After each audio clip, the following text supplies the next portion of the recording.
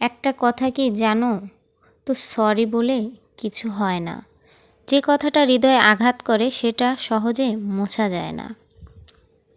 যখন তুমি চিন্তিত ও উদ্বিগ্ন থাকবে তখন তুমি ধৈর্য ধরবে। ধৈর্যের চাবি সুখের দরজা খুলে দেয়। পাশে দাঁড়িয়ে ভরসা দেওয়ার লোক নেই, সামনে দাঁড়িয়ে পথ দেখানোর লোক নেই, কিন্তু পিছনে দাঁড়িয়ে সমালোচনা করার অনেক লোক আছে। যত বড় হবে ততই বুঝতে পারবে পৃথিবীতে প্রয়োজন ছাড়া কেউ আপন হয় না। কখনো কোনো কাজে হাল ছেড়ে দিও না। মনে রেখো, কাজটা যদি সহজ হতো তাহলে সবাই করত। জ্ঞানীরা আগে চিন্তা করে তারপরে কথা বলে, আর নির্বোধরা আগে কথা বলে তারপর চিন্তা করে।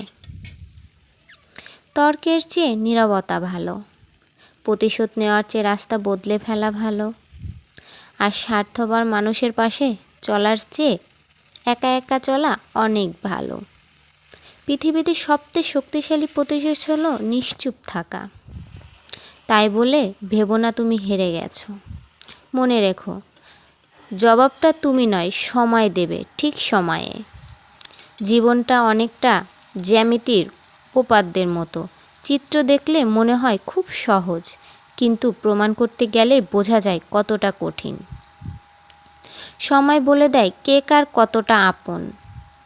সময়ের সাথে বদলে যায় অনেক প্রিয়জন। সময়ের সাথে বোঝা যায় কে আপন কে পর, কে বন্ধু কে বা স্বার্থপর। কয়লার শতবার ধুলেও তার ময়লা যায় না, তেমনি মানুষ বহু শিক্ষিত হলেও তার স্বভাব বদলায় না।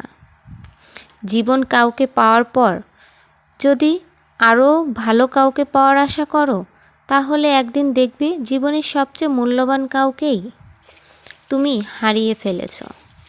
ভাগ্য আর কত কাঁদাবে। একদিন ভাগ্য ক্লান্ত হয়ে বলবে, যা, তোকে মুক্তি দিলাম। জীবন কি? জীবন আর ভালোবাসা বুঝতে আপনাকে 3টি স্থানে যেতে হবে। 1. হাসপাতাল, 2. কবরস্থান, 3. কারাগার।